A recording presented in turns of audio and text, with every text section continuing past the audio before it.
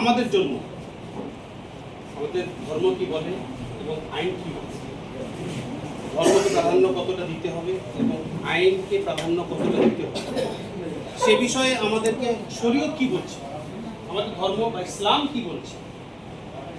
আল্লাহ কোরআনে বলছেন,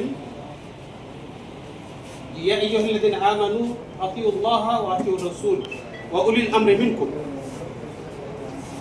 আল্লাহ কোরআনে বলছেন যে হে ঈমানদারগণ, যারা ঈমান নিয়ে এসেছো তারা ইতাআত করো আল্লাহ এবং রাসূলের আর উলুল আমর।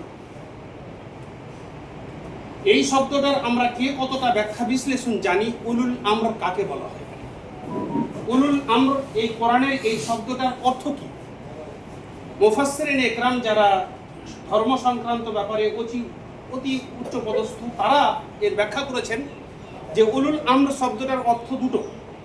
এক, যারা আলেম ওলামা হাদিস কোরআনের পাণ্ডিত্য অর্জন করেছেন তারা যা বলছে তাদের কথা অনুকরণ করা।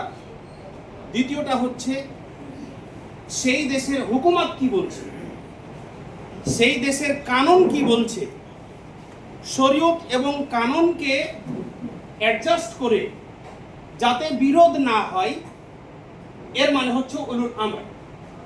তাহলে উলুল আমর মানে হচ্ছে যে সরকারি যে কানুনটা আছে, যে কানুন সেই দেশের হুকুমত নির্ধারণ করে দিয়েছে এবং সেটা পালন না করলে আমাদের বিশেষ কিছু ক্ষতি হয় না।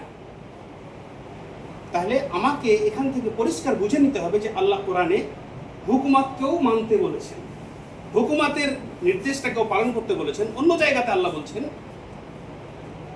যে ফাত্তাকুল্লাহ মাসতাতা'তুম, তোমরা ইতাআত করো ধর্মটাকে অতটাই যতটা তোমার সামর্থ্য, যতটা তুমি সামলাতে পারবে, কোরআন বলছে। অন্য জায়গাতে আল্লাহ বলছেন যে ইত্তাকুল্লাহ ওয়ালা তাহলিকু, তুমি ভয় করো অতটা আর এতটা করতে যেও না যতটা করতে গেলে তোমার বিপদ চলে আসতে পারে, তুমি নিজেকে বিপদে ফেলে দেবে। এগুলো কিন্তু সব আল্লাহই বলছেন।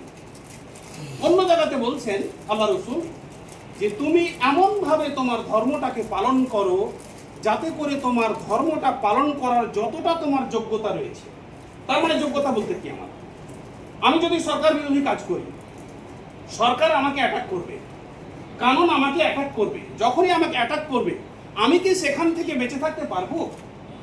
আমি কি আমার পরিবারের জন্য এবং আমার পরিবার আমার জন্য কি সেফটি থাকবে? তার মানে আমি যদি এখন কানুন বলে দিয়েছে, হুকুমত বলে দিয়েছে গরু জবাই করতে হবে না, এবার আমি শরীয়ত বলছে করতে হবে, এবার আপনি বলবেন শরীয়ত তো বলেছে, কোরআন বলেছে, আল্লাহ বলেছেন হ্যাঁ, ওয়ালিকুল্লি উম্মাতিন জাআলনা মানসাকান লিয়াযকুরু ইসমাল্লাহি আলা মা রাযাকাহুম মিন বাহিমাতিল আনআম। আল্লাহ বলছেন যে তোমরাকে গরু এবং গাভী, ছাগল ছাগি মানে খাসি এবং বকরি, দুম্বা মহিলা পুরুষ, উট, এই সমস্তগুলোকে বাহিমাতুল আনআম, যেগুলো চতুষ্পদ জন্তু আমরা যেগুলো বাড়িতে পালন করি, এই সমস্ত জন্তুগুলো আমরা কুরবানি দিতে পারবো। এর মাধ্যমে যদি কোনো কুরবানির উপরে কোনো জন্তুর উপরে কানুন লাগু হয়ে যায়, এটা পারবে না। আমি কবিতর খেতে ভালোবাসি, উত্তরপ্রদেশে আপনি যাবেন, কবিতর ঝাঁকে ঝাঁকে আছে, কেউ মারতে পারবে না, কেউ ধরতে পারবে না। আপনি কিছু পাখির গোশত খেতে খুব ভালোবাসেন, রায়গঞ্জে ওখানে বাগানে সেই পাখি আপনার পছন্দ হোক, সেটা হালাল হোক আপনার পক্ষে, কিন্তু সেটা আপনি পাখি সেখান থেকে উদ্ধার করতে পারবেন না। তার মানে কি, কানুন লাগু করা আছে। আপনার ইচ্ছা হলেই যে আপনি করতে পারবেন সেটা নয়, কারণ হুকুমত বলে একটা জিনিস আছে। আর এই হুকুমতকে পালন করা আমাদের প্রত্যেকটাই, শুধু শরীয়তে এটা নয় যে তোমাকে ইসলাম যা বলছে তাই তুমি করো, চাহে তোমার দাঙ্গা লাগুক বা মারপিট চাই কিছু হোক, এরকমটা নয়। একটা ছোট্ট কথা বলি আপনারাকে, ইসলামের প্রাক্কালে যখন ইসলাম প্রতিষ্ঠিত হয় এই পৃথিবীতে, আল্লাহ রাসূল যখন ইসলাম প্রতিষ্ঠিত করেন, তখনও কিন্তু এরকমই ইসলাম ধর্মের বাইরেও অসংখ্য লোক ছিল, মুসলিমে ইসলাম ধর্মের লোক ছিল। তখন কিন্তু আপনারা সবাই শুনেছেন, যারা মুসলিম, যারা একটু ইসলাম চর্চা করেন, তারা শুনেছেন হুদাইবিয়ার একটা সন্ধি ছিল। কথা বুঝতে পারছেন? হুদাইবিয়ার একটা সন্ধি ছিল, সেই সন্ধিটাতে আমাদের নবী মুহাম্মদ সাল্লাল্লাহু আলাইহি সাল্লাম নিজে এবং আরো কয়েকজন তার অনুকরণীয় যারা সাহাবা ছিলেন তারা সাথে নিয়ে মক্কা গেছিলেন তওয়াফ করার জন্য, উমরা করার জন্য, যেটা আমরা এখন মক্কায় যাচ্ছি। তিনারা মক্কা গেলেন, তো মক্কার হুকুমত বলল যে এবছর তোমরা মক্কায় প্রবেশ করতে পারবে না। হুকুমত বলল এবছর তোমরা মক্কায় প্রবেশ করতে পারবেন না। সাথে ছিল আল্লাহ রাসূল এবং তার সাথে যোগ্য সাহাবী ছিলেন হযরত উমর, আরো অন্যান্য সাহাবায়ে কেরামগণ ছিলেন। তো তিনারা একটু রাগান্বিত হলেন। কারা? যারা আল্লাহ রাসূলের সাথে ছিলেন তারা একটু রাগান্বিত হলেন আর বললেন যে আমরা তো ইচ্ছা করলে মক্কায় ঢুকে যেতে পারবো, কারণ আমরা চলে এসেছি মক্কার আন্ডারে। আল্লাহ রাসূল বললেন যেতে হবে, কারণ হুকুমতকে মানতে হবে। তাহলে মক্কার সেই সময় ডন ছিল আবু জাহাল, আরো অন্যান্য যারা ছিল তারা সবাই মক্কার ডন ছিল, তারা নেতা ছিলেন, তাদের হাতে হুকুমত ছিল। তিনারা চুক্তি দিলেন। কটা চুক্তি দিলেন? এই বছর আপনারা থাকতে মানে বাইতুল্লাহ ঢুকতে পারবেন না, মক্কায় প্রবেশ করতে পারবেন না, এক। 2 নম্বরে বললেন যে আপনারা আগামী বছর আসবেন, তাতে মাত্র 3 দিন থাকতে পারবেন। 3 দিন থাকতে পারবেন, 3 দিনের পরে আপনারাকে মক্কা থেকে ফেরত চলে যেতে হবে। 3 নম্বর প্রশ্ন হয়েছিল, যদি মক্কা থেকে কোনো লোক মুসলমান হয়ে যায়, ইসলাম কবুল করে, তার ধর্ম সে পরিবর্তন করে আর দিয়ে মদিনায় পলায়ন করে, তাহলে মদিনাবাসীকে ফেরত দিতে হবে। এগুলো চুক্তি হলো, হুদাইবিয়ার চুক্তি। তারপরে ওরা একটা শর্ত দিল যে 10 বছর কোনো যুদ্ধ ঘোষণা হবে না, 10 বছর কোনো যুদ্ধ ঘোষণা হবে না, এরকম একটা চুক্তি ছিল। ওখানে ছিলেন আল্লাহ রাসূল। আচ্ছা বলুন তো, আরো একটা কথা ছিল কি, যে মুহাম্মদ সাল্লাল্লাহু আলাইহি ওয়াসাল্লাম আল্লাহ রাসূল, এই কথাটা চিঠিতে লেখা যাবে না। তারপরে আরেকটা চুক্তি দেওয়া হলো কি, যে চিঠির উপরে যে বিসমিল্লাহ লেখা হয়, এই বিসমিল্লাহটা লেখা যাবে না। এরকম 7টা চুক্তি ছিল। আল্লাহ রাসূল সব চুক্তিগুলোকে মেনে নিলেন। তাতে সাহাবারা বলল যে হুজুর, এগুলো তো আমাদের ধর্মীয় কথা, এগুলোকে আমরা কি করে মেনে নিতে পারি? তখন তিনি বলেছিলেন, উদউ ইলা সাবিল রাব্বিকা বিল হিকমা ওয়াল মাউইযাতিল হাসানা। মানুষের সাথে খারাপ ব্যবহার করে, উগ্র মেজাজ নিয়ে, আইন অমান্য করে কখনো সমাধান হয় না। সমাধান করতে হলে মানুষের সাথে ভালো ব্যবহার দেখাতে হবে, আইনের সাথে ভালো ব্যবহার দেখাতে হবে।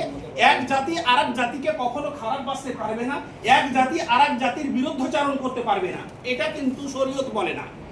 শরীয়ত কখনো বলেনি যে আমরা এই ধর্মের আর ওই ধর্মের লোককে যা করছে তাই করুক। এটা কিন্তু শরীয়ত নয়। শরীয়ত হলো কোনটা? ভিন ধর্মের পূজা মন্দির ভাঙিতে বাদে আদেশ দাওনি হেবি, তলোয়ার তুমি দাও নাই হাতে, দিয়েছো অমর বাণী। এটা আমরা করতে পারি না। অতএব আপনারা যে প্রশ্নটা করছেন এখন, যে 14 বছরের গরু কোথায় পাবো, কারণটা হলো যে আমাদের খেয়ে খেয়ে তো অভ্যাস হয়ে আছে, আমরা অভ্যস্ত, আমাদের খাওয়াটাই পেশা এবং এটা অযৌক্তিক নয়, শরীয়তি সম্মতভাবে আমরা গরু খেতে পাবো এবং খাওয়া আমাদের বৈধতা। এখন কানুন এটা লাগু করেছে, আজ থেকে নয়, 1950 সালে, 1947 সালে আমরা দেশ স্বাধীন পেয়েছি। তারপরে 50 সালে যে এই কানুনটা লাগু হয়েছে, আজ থেকে নিয়ে 76 বছর পর্যন্ত এই কানুনটা ডুবেছিল। আপনারা যে প্রশ্নটা করেছিলেন এতদিন পর্যন্ত লাগু কেন হয়নি, আপনাকে একটা দৃষ্টান্ত দিচ্ছি। আপনার দাদুর দাদু 100 বিঘা সম্পত্তি কিনেছিলেন, তারপরে ওই 100 বিঘা সম্পত্তির মধ্যে ওই সম্পত্তিটা কিন্তু ওর মধ্যে 5 বিঘা সম্পত্তি এদিক ওদিক হয়ে থেকে যায়। আপনি কিন্তু ওই সম্পত্তির হদিস লাগাতেই পারেন না। এক সময় আপনার কাছে কাগজ বেরিয়ে আসলো, আপনি কাগজ পেলেন যে অমুক মাঠে অমুক দাগে নকশার মধ্যে আমার এত বিঘা জমি আছে। আপনি ওই জমিটা নেবেন না ছেড়ে দেবেন? অবশ্যই না। এর উত্তর তো এটাই হবে যে অবশ্যই জমিটা আমি নেব, যেহেতু 50 বছর আগে থেকেও জমিটা অন্য খেয়ে আসছিল। কিন্তু 50 বছর আগে থেকেও খেয়ে আসছিল, তার মানে এটাই আইন নয় যে জমিটা পেয়ে যাবে। 50 বছর নয়, 76 বছর আগে একটা কানুন লাগু হয়ে গেছে। এই যে স্যার বললেন না যে আমরা কানুন সংশোধন করতে পারি না, বাস্তব কথা।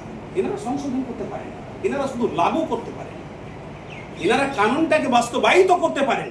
তাহলে ইনারা বাস্তবায়িত করে দিয়েছেন, কারণ ওই ৭৬ বছর পরে কাগজটা বেরিয়ে চলে এসেছে, আমি হাতে নিয়েছি, আমার জমি আমি পেয়ে গেছি। এখন সরকার সেই নিয়মটা পেয়ে গেছে, সেই নিয়মের বাস্তবায়িত বা বাস্তবায়ন যেমন করে করতে হয় তেমন করে তিনারা করে দিয়েছেন। এখন আমাদের উচিত হবে সরকারের সাথে লড়াই করা, নাকি সরকার যা বলেছে তা মেনে নেওয়া? সরকার যা বলছে